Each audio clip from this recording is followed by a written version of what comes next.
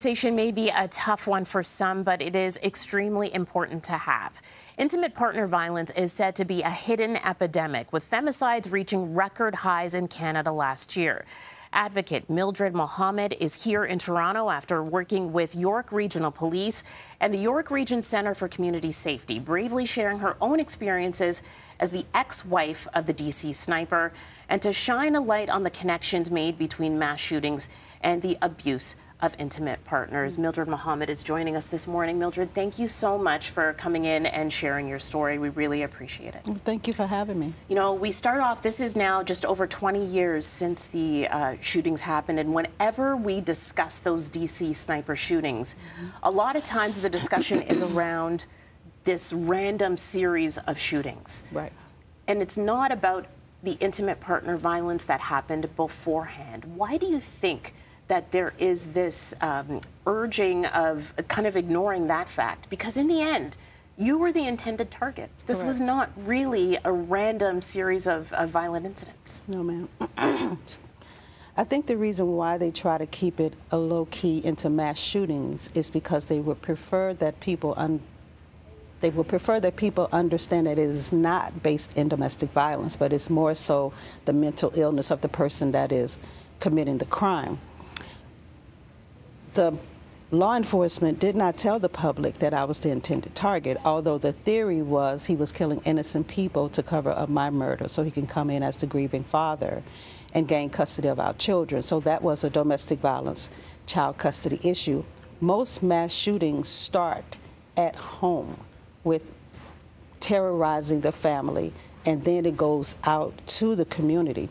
And what we have to do as a community is to make sure that the resources are available for victims of domestic violence. As I was driving in yesterday, I noticed there were no signs, no PSAs, nothing to alert the public that if you find yourself to be a victim of domestic violence, this is a number you can call, this is a resource you can call. And the statistic that I heard yesterday, that every 6 days in Canada, a woman is killed. What is she doing on day 1, day 2? All those days before she actually dies, what resources is available that she knows of, or he, that they can reach out to for help? It's painful to know. For me, it's painful to know that I'm a victim of domestic violence and I know I'm going to die in the next 6 days, and I have no sense of resources that I can reach out to for help. Right, and beyond 911, and we do have some resources as well that women can call. We have a board here that has been made up for resources where people can reach out if they don't want to call 911. For you, it was years before you could escape yourself, and you actually did it, but still, as much as you moved across the country with your 3 children at the time, you still weren't safe. The community still blamed me. And so there was this victim blaming as well in this case. Absolutely. They said if I would have stayed with him, then he just would have killed me.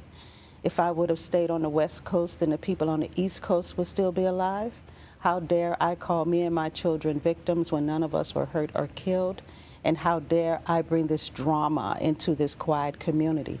So you blame me if I stay, and then you blame me if I leave.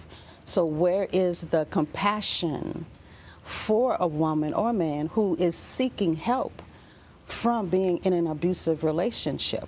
All of the blame was on me. Even the detective asked John, why did he do this? And he said, it's Mildred's fault. And he said, well, what did you do? I said, I asked for a divorce. So we have to be able to leave an abusive relationship without being penalized for leaving. Help us to leave. One thing I would encourage those who may find themselves in the presence of a victim of domestic violence and you don't know what to do.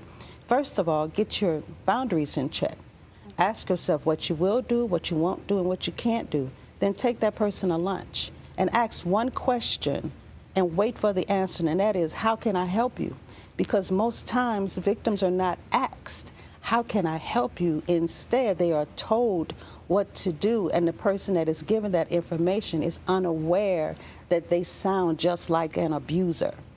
I'm already hearing all of those negative things. Now here you're coming as my friend, my colleague, my family member, and saying to me, why don't you just leave? We have to stop asking the victim, why do you stay? And start asking the abuser, why do you abuse? That's it. And making sure, as someone who knows that a friend or a loved one, family member is in an abusive relationship, that they just show their support and that they are there. That's it.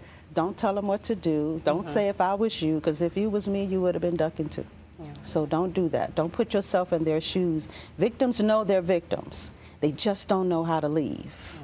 So if you can help them to leave, do that. But don't be judgmental. Don't victim blame and don't make them feel like the abuse is their fault, because it's not. All right.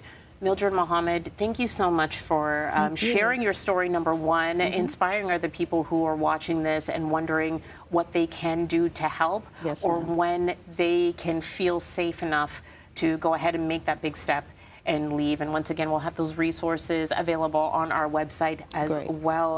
We appreciate your time and you sharing your story. Thank you. Not a problem. All right.